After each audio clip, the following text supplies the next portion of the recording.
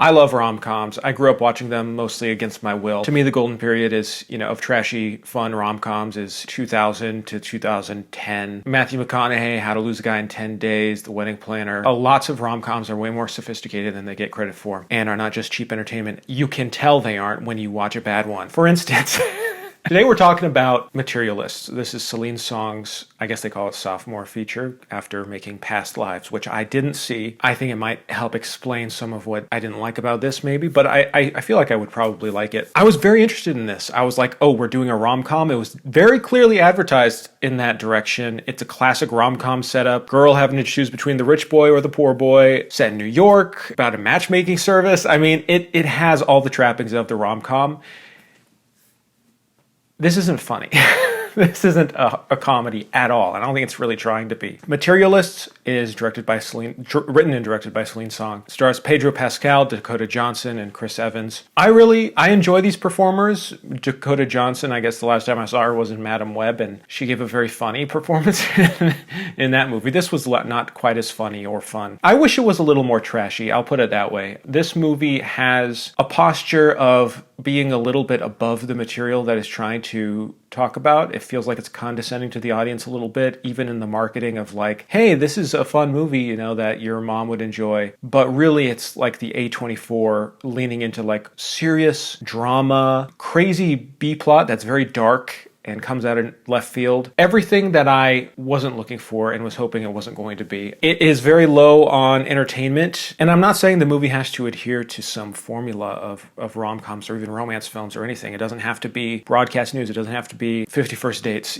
Clearly has something on its mind, and that thing that's on its mind is very obvious and apparent from the beginning, and it has a thesis, and it's stated over and over and over again from the characters' mouths, stating what the movie's about, in increasingly poetic ways. This is a very written film. It's very literary in that the characters enjoy talking and say things that, out of most normal people's mouths, you'd be like, oh, brother. When you look at the basics, and I was trying to go in to have a good time and to also just see the craft on display of how this works, and it's crazy that this movie just doesn't find a rhythm that works for it. It's trying to be an art house film, and it's also trying to be entertaining, watching with your mom on a 2 p.m. on TBS. The characters are so flat and basic that I feel it just feels like Celine Song is trying to dive into the world of the traditional rom-com setup and give it more depth, which ironically just flattens these characters completely. Pedro Pascal, he's the rich one, so-called Mr. Perfect. Chris Evans is her old flame who is broke and a struggling actor, and it's very funny watching Chris Evans with his perfect good looks pretend like he's a struggling 37-year-old actor. He's the most, I thought, believable part of the movie, the most enjoyable part. Pedro Pascal, he's given nothing through the whole movie. All the fun, drama, and classic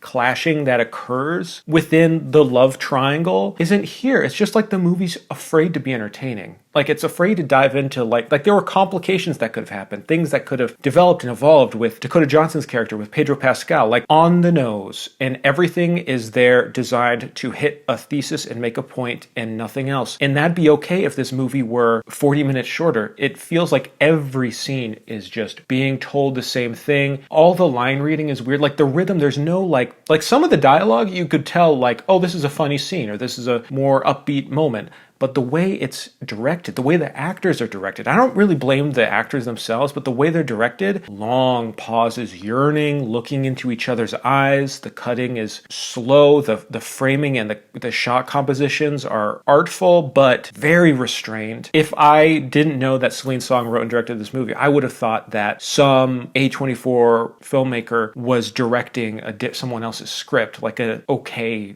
rom-com, and doing a very poor job of it. So it feels like there's these two warring tones and styles within Celine Song's film. It just did not work for me. It bummed me out. It was boring. That's the end result of it for me. It was just boring. Nadia and I decided, because How to Train Your Dragon came out this weekend as well, so we decided to just conquer them both separately, and it made it a lot easier with recording and working parents with a baby, so it made things a lot easier. But I really wish she had seen this so I could get her perspective on the story and on certain moments that happen. I'll get into spoilers. Certain moments that happen, how they serve the narrative, and what worked or didn't work. I find she probably would have liked it a little more than I did, but I don't think she'd be very satisfied because she also loves rom-coms. We like watching rom-coms together. And romance films, dramatic romance films, which this movie really is more like a dramatic romance film, but without the depth. Dakota Johnson's character is a matchmaker, and she has a rubric and system of numbers and things that she knows people want in a partner and what makes them work. You know, they have to have come from the same type of background. You know, one has to be certain age. You know, people have all these preferences, and she's trying to fit people together and make it work out. I was most interested in exploring the workplace of this. It's very James L. Brooksy in the way that it's exploring a type of work, but it felt like it was more interested in the work stuff.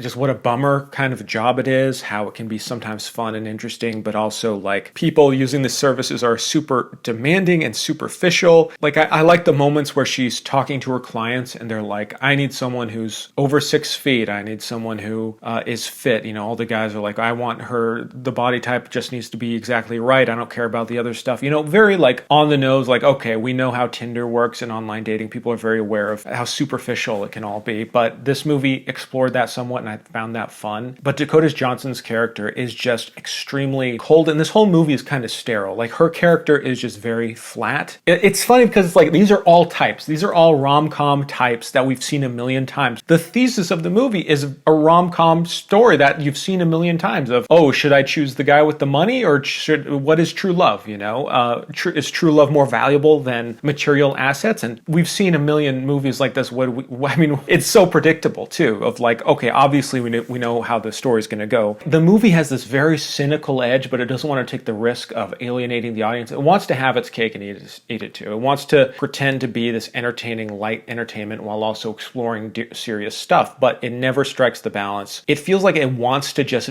dwell on this like cynicism and darkness and never reach a happy conclusion, but it's like, oh, well, we have to do it because that's what this stupid audience wants, you know? Pedro Pascal, again, he isn't a character. I thought his character would be interesting. I wanted to know more about like what his flaws were. He's just depicted as the unicorn, the perfect guy. He's rich, he's tall, he has everything. Very respectful towards women. He's a great like romantic partner, all of this stuff. So you're like, okay, what is there more to do with him? And the thing the movie settles on was just kind of like used as a cheap joke and kind of got us out of the narrative. And look, it's simple. You have the love triangle, it wraps up, there's some conflict, the end. A choice is made, that's inevitable. This movie resolves this conflict. And then there's like 25 more minutes of movie with multiple endings and deep talks, and it just feels like a screenplay that thinks it's better than the material that it's about. You know, like, oh, we're better than these stupid, dumb rom-coms. Let's show you real depth. And then the depth is just saying the same thing over and over again. If I sound like I'm super harsh on this movie, I'm sorry. I mean, there are pleasant qualities. It's nice to look at. Some sort of like good scenes. There's one scene I like between Pedro Pascal and Dakota Johnson at a restaurant. Yeah, I need to get into spoilers because there's one subplot that is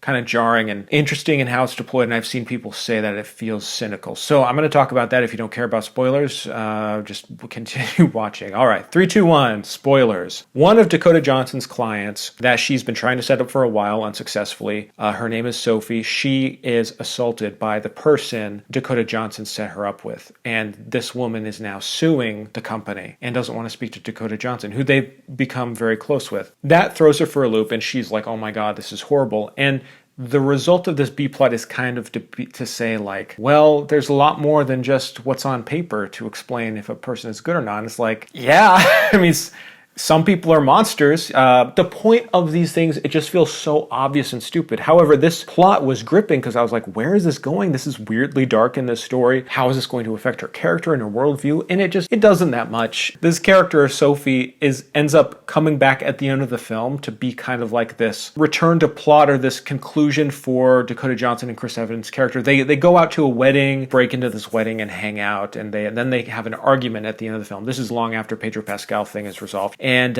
then they're called over. Then Sophie calls her. This is one of the stupidest parts of the movie, is that she calls Dakota Johnson's character to be like, the guy who assaulted me is outside my apartment. He won't go away. Can you please come and help? I don't have any friends in the city. And like calling the person who, in a previous scene, she called Dakota Johnson a pimp and screamed at her and said like, you're a horrible person, etc. Yet in this moment of crisis, when she doesn't feel safe, she calls Dakota Johnson. It's just very silly. All right, we have this plot. We need to tie things up a little bit. And it's just very clunky screenplay writing. That's why I think a lot of people are pointing pointing it out of how it feels tonally inconsistent and kind of wrong for the movie. But it could have been right if it was handled differently, I think. Pedro Pascal, we learn, it's very sudden. Like, she notices that he has these like scars on his legs.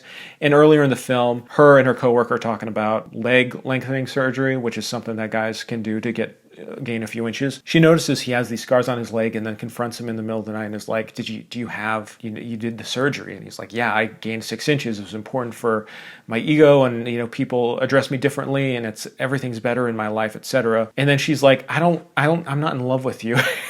He's like, is this because of the legs? And it really does feel that way. I mean, not really, but it's just like, why are you choosing this time to break up with your boyfriend? It's like, the poor man, he spent $200,000, whatever it was, broke his legs to gain 6 inches. And the second someone finds out, she's like, yeah, no. You never really believe that she could be with Pedro Pascal because they don't evolve his character or develop their relationship. It's incredibly superficial. And I feel like part of the fun of these stories is the complications, the struggle, Chris Evans isn't fighting for her. He's just around. There's no struggle between these characters or drama or excitement or anything. It's trying to play this very realistic thing, but also with the style and tone and energy, attempting the energy of a rom-com. So it just feels like, again, the filmmaker being like, I'm smarter than this stuff. Let me give you something real, and incredibly boring and predictable. I just really did not like this film, if you can tell. Yeah, again, I want Nadia to see this and hear her thoughts because, oh boy.